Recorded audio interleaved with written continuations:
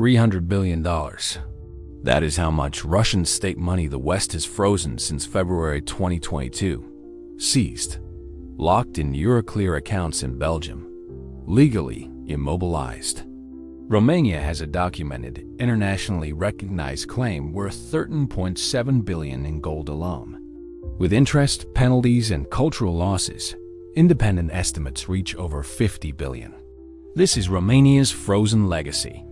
The European Parliament voted in March 2024 to formally declare Russia's retention of the treasure a violation of international law. The legal basis exists. The money is sitting there.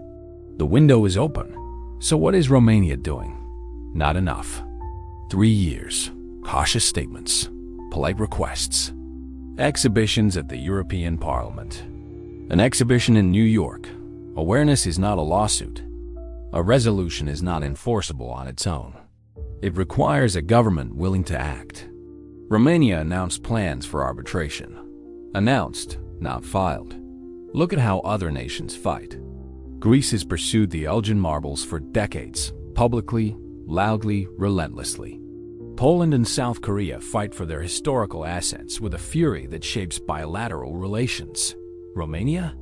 It raises the issue only when convenient. Frozen Russian assets are currently being used to fund Ukrainian reconstruction. But every month Romania waits, the window narrows. The longer we wait, the more we risk becoming one voice among many, instead of a primary claimant with 110 years of documented rights. Romania is not powerless. We are NATO, the EU, 19 million people, a claim Russia once acknowledged. The tools are there. It is time to use them. The political will to truly fight has never materialized. Not under communist governments that suppressed the issue for 50 years. Not under post-communist governments that raised it and let it drift. And not under the current president, Niki Zerdan, a pro-European reformist who has reaffirmed Western ties and EU alignment as the core of his presidency. A man who promised fundamental change for Romania.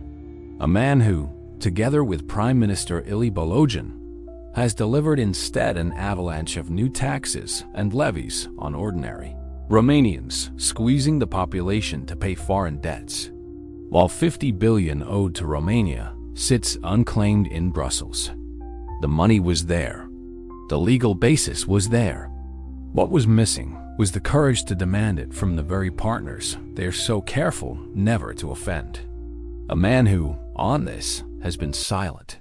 110 years, 91.5 tons of gold, over 50 billion. The documents exist. The legal obligation is confirmed. The frozen money is in Brussels right now, and Romania is still waiting for someone to do the right thing. History does not reward patience. It rewards those who refuse to accept vanished as a final answer. That gold did not vanish. It was taken. The receipt was signed. And the obligation, from the Tsar, through Lenin, Stalin, Khrushchev, Gorbachev, all the way to Putin, was never canceled. It is still valid. Right now, in 2026. One last thought, and this one comes from you. From the Romanians who watched this series and couldn't stay silent. In late 2024, Romania held a presidential election. A candidate nobody expected, Călin Georgescu, came first in the first round.